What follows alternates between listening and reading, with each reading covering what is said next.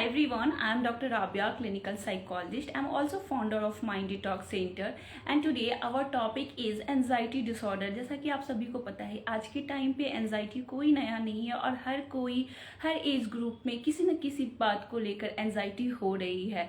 तो एंजाइटी में भी जो सबसे ज़्यादा कॉमन मुझे देखने को भी मिल रहा है वो है जनरलाइज्ड एंजाइटी डिसऑर्डर। मेरे क्लिनिक पे बहुत सारे पेशेंट आजकल आ रहे हैं जनरलाइज्ड एंजाइटी डिसऑर्डर के, जिसमें उन्हें ऐसा लगता है कि जो भी उनकी प्रॉब्लम्स है वो फिजिकल प्रॉब्लम है और जिसकी वजह से वो क्या करते हैं, उन्हें वो फिजिशियन से कंसल्ट कर रहे हैं, कार्डियोलॉजिस्ट से कंसल्ट कर रहे हैं, क्योंकि सिम्टम्स जो होते हैं वो एज फिजिकल ही होते हैं। तो ऐसे में क्या होता है जनरलाइज एंजाइटी डिसऑर्डर, उसके क्या सिम्टम्स हैं और उसकी ट्रीटमेंट कैसे किया जा सकता है, आज हम इस पे बात करेंगे। तो इससे रिलेटेड आपके कोई भी क्वेश्चन है तो आप मुझसे पूछ सकते हैं और चैट बॉक्स में भी आप अपने क्वेश्चन को लिख सकते हैं। तो सबसे पहले हम ये जानते हैं कि जनरलाइज एंजाइटी डिसऑर्डर होता क्या है। तो जनरलाइज एंजाइटी डिसऑर्डर जो है एंजाइटी डिसऑर्डर का ही एक इम्पॉर्टेंट टाइप है, जिसमें इंसान जो है एक्सेसिव जो थिंकिंग कहते हैं वो करना स्टार्ट कर देता है, किसी चीज़ को लेकर बहुत ज़्यादा वरी होता है, स्पेशली फ्यूचर को लेकर। वो कभी ना कहीं किसी डेंजर से अपने आप को बचाना चाहता है। कभी लाइक उसका एग्ज़ाम है तो एग्ज़ाम में उसको लगता है कि उसे परफेक्ट होना है, उसे 90% मार्क्स लाना है, और अगर उसका फिर उसमें ये भी सोच आती है कि अगर उसके 90% मार्क्स नहीं आते, लाइक लास्ट टाइम पे हो सकता है कि उसके मार्क्स कम आ गए हों, तो उसी एग्ज़ाम को वो एसोसिएट करना स्टार्ट कर देता है इस एग्ज़ाम को लेकर, और उसे लगता है कि नहीं, पिछले टाइम तो मैंने बहुत पढ़ाई की थी लेकिन मेरा एग्ज़ाम अच्छा नहीं गया था, मेरे मार्क्स उतने अच्छे नहीं आए थे, तो हो सकता है इस बार भी मैं जो हूँ एग्ज़ाम में अच्छा नहीं करूँ। इसकी वजह से क्या होता है ना कि वहाँ पे वो अपने काम को टालना स्टार्ट कर देते हैं, लाइक कि वो उस काम को करना नहीं चाहते हैं और उनको लगता है कि मैं परफेक्ट नहीं हूँ। इससे रिलेटेड उनके नेगेटिव थॉट्स बनना स्टार्ट हो जाते हैं, और जब एक बार नेगेटिव थॉट्स बनना स्टार्ट हो जाते हैं तो उनकी सोच, फिर उनकी जो बिलीफ सिस्टम है वो भी स्ट्रांग होती जाती है और उनको लगता है कि नहीं, मुझसे तो कुछ हो ही नहीं सकता है।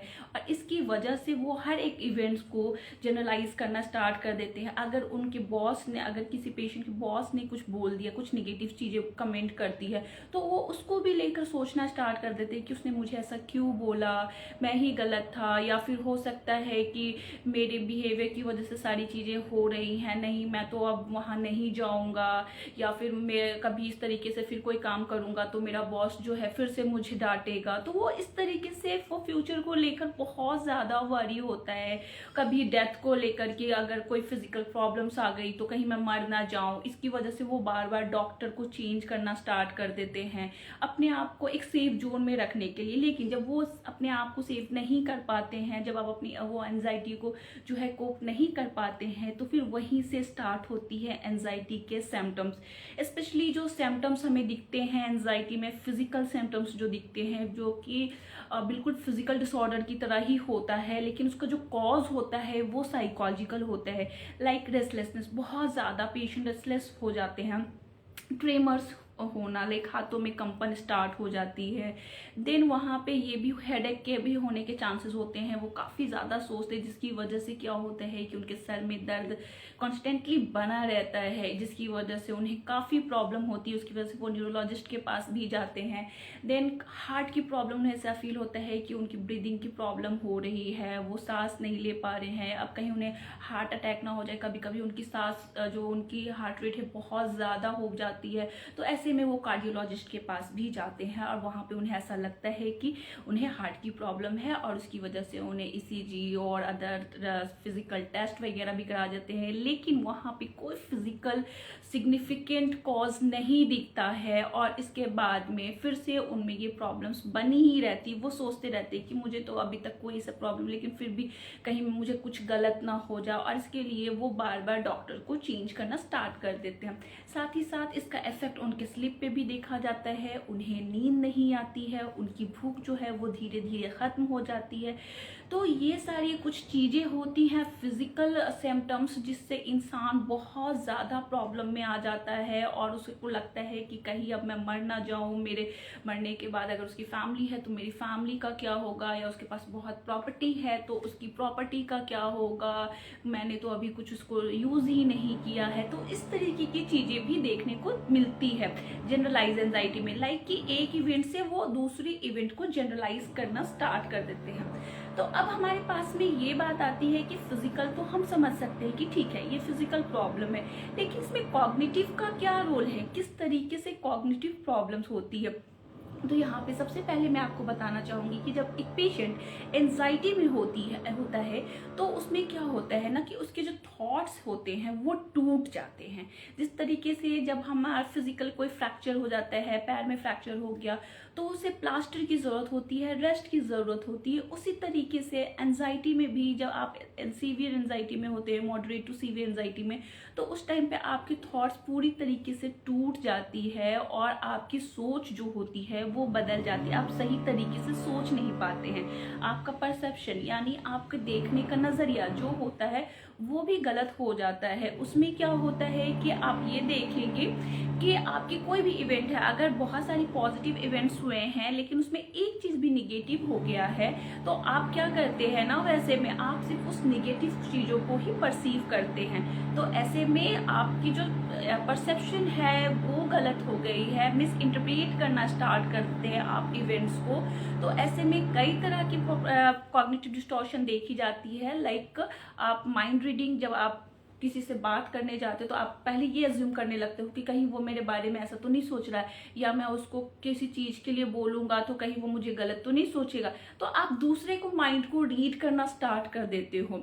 Second, jumping to conclusion without doing any effort. आप क्या करते हो ना कि आप सीधा कंक्लूजन पे पहुंच जाते हो। जैसे कि अगर आपका एग्जाम है और आप जो है क्या कर रहे हैं, आपने कोई एफर्ट नहीं किया, आपने पहले ही कंक्लूजन निकाल लिया कि मैं तो फेल हो जाऊंगा, ठीक है। तो यहाँ पे मैं क्या कर रहा हूँ, डायरेक्ट कंक्लूजन पे पहुंचा, तो यहाँ पे मेरी सोच टूट गई है जिस तरीके से। तो फिर इस तरीके से कई तरीके की सोच है, लाइक आप फिल्टर करना स्टार्ट करते हो, सिर्फ निगेटिव चीज़ों को ही फिल्टरिंग जिसे हम कहते हैं, एक ये भी डिस्टॉर्शन ऑफ थॉट्स होता है। देन हमारा जो फैक्टर है, जो चीज़ें हमारी मेंटेन कैसे हो रही, तो वो हमारे स्ट्रॉन्ग बिलीव से हमारी बिलीव बन जाती है, क्योंकि हमने कहीं ना कहीं एक इवेंट भी एक्सपीरियंस किया है। लाइक जैसे कि मैंने आपको बताया कि एक जो है पिछले टाइम पे मेरे मार्क्स कम आ गए किसी पेपर में, हो सकता है बहुत कम नहीं है लेकिन फिर भी, लेकिन मेरी एक्सपेक्टेशन कुछ और थी, वो ज़्यादा एक्सपेक्टेशन थी कि मेरे मार्क्स बहुत अच्छे आएंगे, लेकिन नहीं हो पाया। तो उस इवेंट्स को फिर मैं एसोसिएट करना, हर इवेंट से एसोसिएट करना स्टार्ट कर दूंगी। तो वही प्रॉब्लम आती है जिसकी वजह से आपकी एंजाइटी मेंटेन होना स्टार्ट हो जाती है, आप मिस इंटरप्रेट करना स्टार्ट करते हो इवेंट्स को।